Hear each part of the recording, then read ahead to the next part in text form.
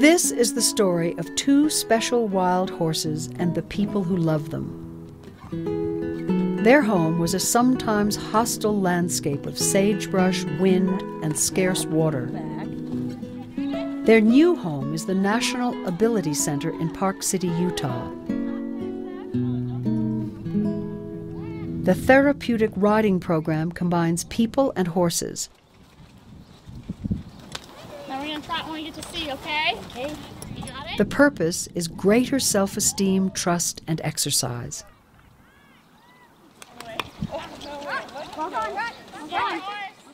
This wild horse colt is seen with his mother. He was about 2 weeks old when this photo was taken. His journey was just beginning. He was later named Shelby after the inventor of the Mustang car.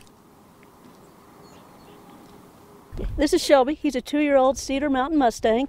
We adopted him when he was 7 months old. We were fortunate enough to go out on the gather with the BLM as a guest to watch the herd come in. And when we adopted Shelby, we also adopted a pal for him. Fly has a similar story. He's a Mustang on a mission. Shelby and Fly became valuable additions to the National Ability Center.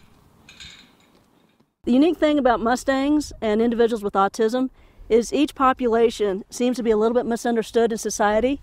The Mustang has long been thought of as a horse that's untrainable and just stubborn and not socially acceptable. Same thing with individuals with autism.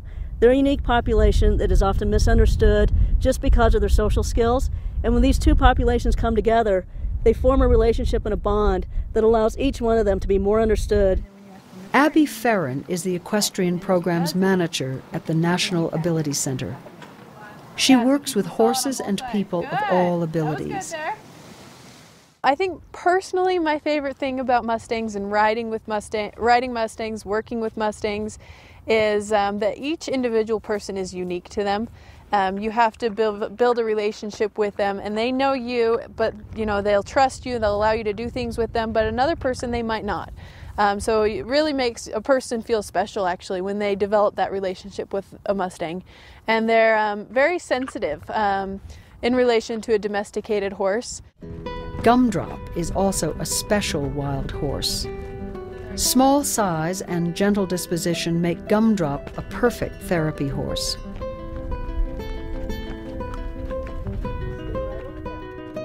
I think horses definitely have an ability to read the participants that are working with them, and if their participant has a disability, they're able to pick up on that and understand what kind of needs that person might have and adjust what they are doing to fit their needs.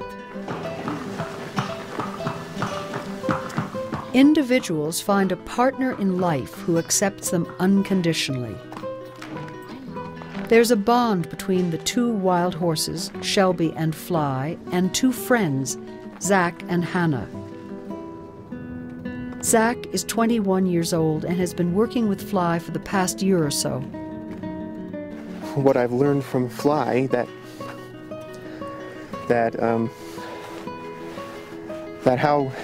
how much fun and valuable it is to learn about animals, how to work with them, how to teach them some things. In the last year, watching Zach work with Fly, I've seen a lot of progression and a lot of growth from him. The biggest thing has been his confidence. About a year ago, Zach wouldn't really go up to people. He wouldn't initiate conversations. He was pretty timid to do new things. And in the past year, we've seen him be able to joke around with people, search people out just to say hi to them, start conversations with complete strangers, offer information about himself that we've never seen before. And specifically with Fly, I've seen him take a lot of initiative. First time that I worked with him, he was pretty wild and peppy, and he nearly pounced on me once. But over the time, he's been maturing and he's been getting better. He started to learn to cooperate more. Still a bit peppy though, but he's become a very good horse. Shelby's friend is Hannah. Hannah drills Shelby in exercises they have mastered. I don't think I've ever had a relationship with a horse like I've had with Shelby, because I've really been there since the beginning. So it's more of a kind of an intuitive connection. Being with horses has been an amazing experience for Hannah because she started just about the same time she was having a really hard time at school, and it was a tough time for all of us. And it was really heartbreaking to see her come home not being able to connect with either the adults or the other kids at school, and to come up here and to be able to talk to and touch, because she didn't do a lot of touching then, a lot of touching horses, getting on them, feeling confident, feeling like she knew what she was doing. It was something that she was undeniably strong at, and I think it helped her heal from a very difficult experience. He's come to trust Hannah and become comfortable with her.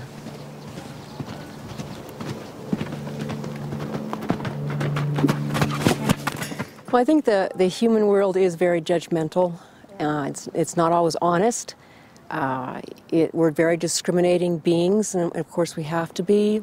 That's who we are. But for a child who doesn't fit in with the neurotypicals of the world, who doesn't pick up on body language, who can't pick up the very subtle cues, it can be a very scary place.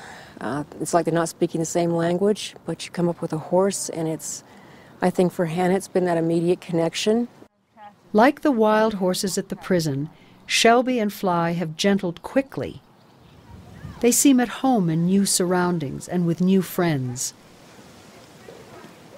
You know, I don't know if there's something special about a wild horse and a Mustang, but I feel there's something different there. Seeing how Shelby responds to Hannah and watches Hannah, looks at her, really sees what she's doing, it seems like it's much more intense. And I think that's what makes it so special. Memory. Pepper. So talk about your first horse. And then Sarah loves Rocky, the therapy horse. Chippy. and Addie. The bond between a small child and a large horse seems mutual. What do you get to do on Rocky? I love Rocky because he, Sarah is 6 years old, and at age 2 she was diagnosed with spinal muscular atrophy, it's called. It's a neuromuscular condition. So at 2.5 we started doing a horse therapy, because essentially the more exercise that she does to keep the muscle that she's got can keep her ambular. And when we saw specialists at her diagnosis, they thought she wouldn't be able to maybe get up from the floor by age 5 anymore. Walking would be difficult, and she's really defying the odds, and I attribute a lot of it to this therapy. Hippotherapy allows muscles to be exercised on the back of a horse.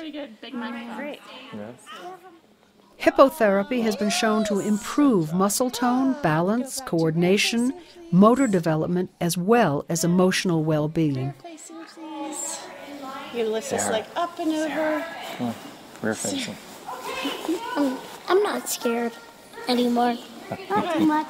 I say in a lot of ways he's rescued her, because if we had believed what doctors had told us several years ago, you know, we'd be in a bleak, bleak state. Thank you for The joy of horses may be expressed most deeply in the eyes of a child. What is this called? They have a sense of wonder expressed in a loving touch. In fact, I was so panicky in the beginning of letting a 2.5-year-old go on this horse that A, is very fragile. If she were to fall off, it would be catastrophic. But to see these animals just know, especially here with these kids, these special kids, you know, they just know. And my daughter's just been drawn to them. Shelby, the wild horse, has a profound effect on Hannah's life. It's friendship. It's personal. It's something she doesn't have with humans. And I am ever so grateful for Shelby and love that horse dearly for getting into my daughter's heart and allowing her into his. So I think he's a very special horse.